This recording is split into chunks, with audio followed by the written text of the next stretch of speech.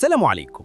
ازيكم عاملين ايه؟ النهاردة قصة جديدة جدا يا عزيزي الجميل، ويلا بقى مش هنرغي كتير نبدأ القصة.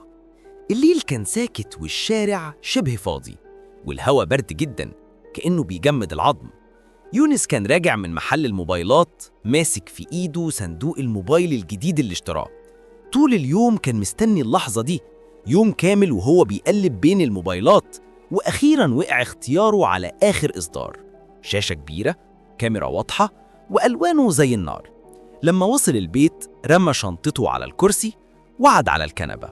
فتح العلبة، أخد التليفون بين إيديه، شمه كأنه بيشم حاجة غريبة، لكن كل اللي حس بيه كان فرحة الطفل اللي واخد لعبة جديدة.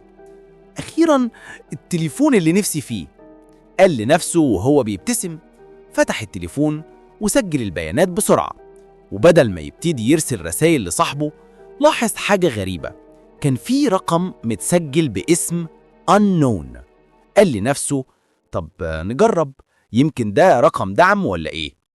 ضغط على الاتصال وفجأة ظهر صوت تقيل وغريب جدا. أهلا بيك، أنا بقليظو، العفريت اللي ساكن في الرقم ده. أخيراً لقيت حد يتكلم معايا. يونس اتجمد مكانه، عينه اتسوحت وبعدها ضحك. ايه ده؟ يا عم ده رقم فودافون ولا ايه؟ بقليزو كان متحمس جدا وبدأ يستعرض قدراته. أنا هخوفك، هخلي البيت يهتز.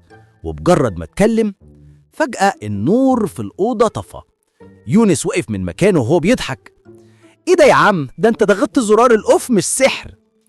أنا هخلي صوتي يطلع من كل مكان، قال بقليزو، وفجأة بدأ صوته يتكرر من السماعة الخارجية والداخلية للموبايل. يونس بإيده على قلبه من الضحك.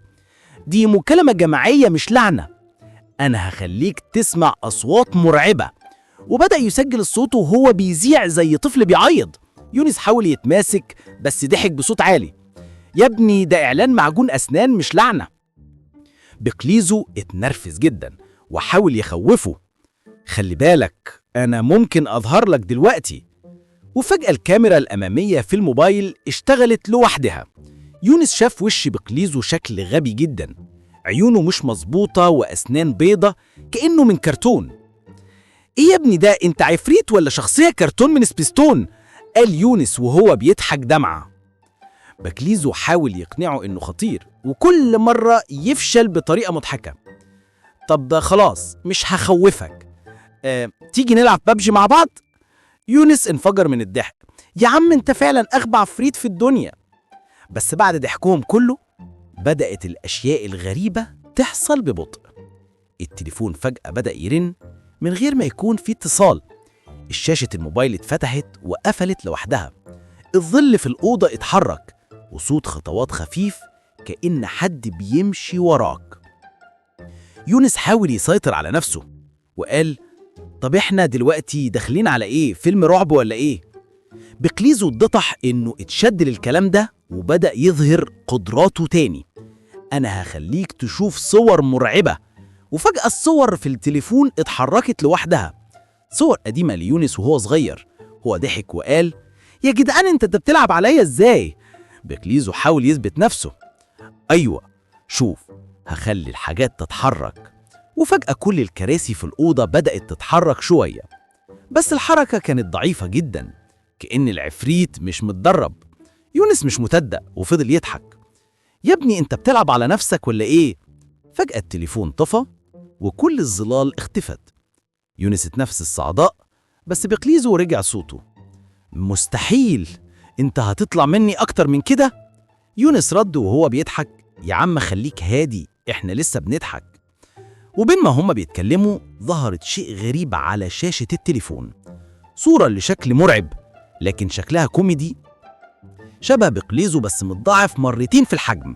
عيون سودة كبيرة وابتسامة واسعة ودماغه زي فقاعة. يونس مش مصدق وقال ايه ده انت اتضخمت يا عم بقليزو. العفريت حاول يتحرك لكن قواه ضعيفة جدا، وأخيرا اكتشف انه مش قادر يخوف يونس بجد. يونس قعد على الكنبة ماسك التليفون وابتسم. يعني خلاص هفضل صاحب العفريت العبيط ده ولا ايه؟ بقليزو حس بالإحباط، لكنه بدأ يتقبل الموقف وقال: طيب ممكن نلعب ببجي دلوقتي؟ يونس ضحك وقال: طبعا، بس المرة دي انت بتحاول تلعب صح. وبكده يونس اكتشف ان بقليزو مش هيخوفه ابدا، بس هيبقى صاحب غريب جدا يجمع بين الرعب الكوميدي والمواقف العبيطة اللي تخلي اي حد يضحك من قلبه. وبكده يا عزيزي نكون وصلنا لنهاية القصة. لو عجبتكم القصة ما تنسوش اللايك الجميل، واشوفكم في فيديو جديد. سلام.